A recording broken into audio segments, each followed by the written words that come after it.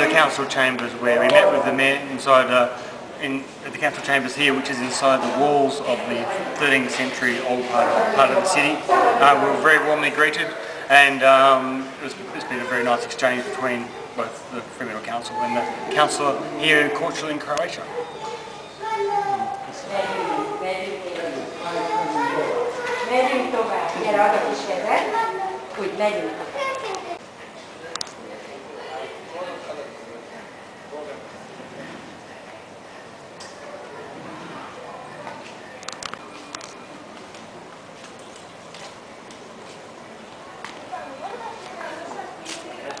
This is the main square in the centre of Korcula, the old city of Korcula, with the church behind.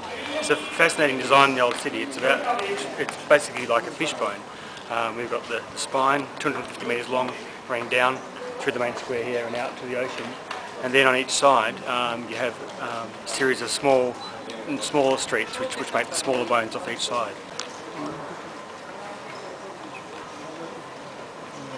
Something else I wouldn't mind saying though, just talking about how a decade ago this was quite empty.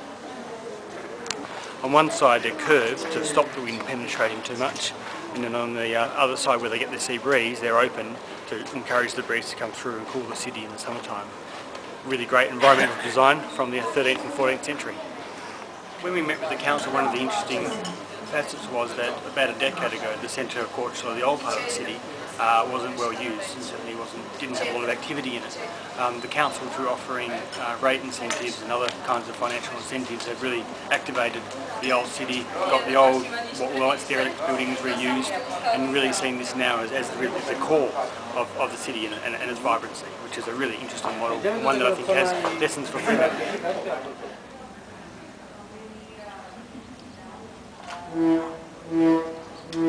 One of the things that is interesting though is that even in the heart of about to be World Heritage Listed centre, there are certainly plenty of buildings that are left vacant, derelict, and probably have been for hundreds of years. And the council's clearly struggling with that and trying to get people to make sure they do fix up their buildings and renovate them in a way that's of course compatible with heritage.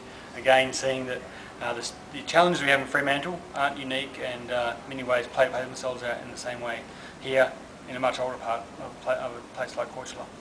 Another really interesting aspect of Korcula is that they have quite a short tourist season, about 3 months a year, and during that time they erect, as you can see behind us here, a range of temporary structures that sit alongside the old city to enable people to, in this case, engage with the waterfront, engage with the old city, and actually use those spaces. And I think it's a really great way of utilising spaces that don't need to be changed all year round, but certainly for the peak season you really activate those, get people down here and using them, and creating really special places for a special part of the year.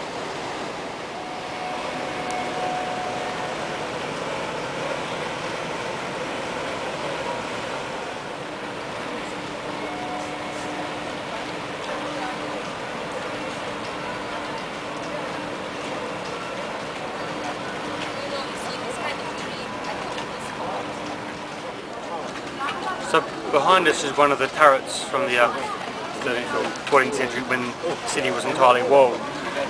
Really interestingly, they've converted this turret into a small bar which just operates in the evening.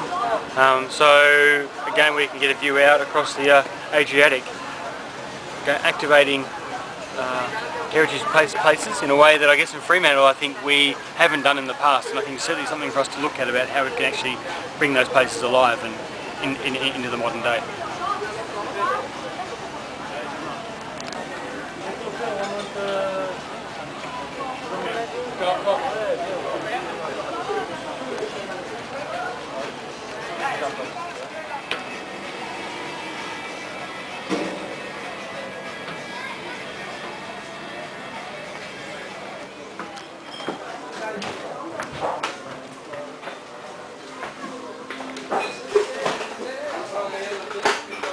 We reckon Australian standards.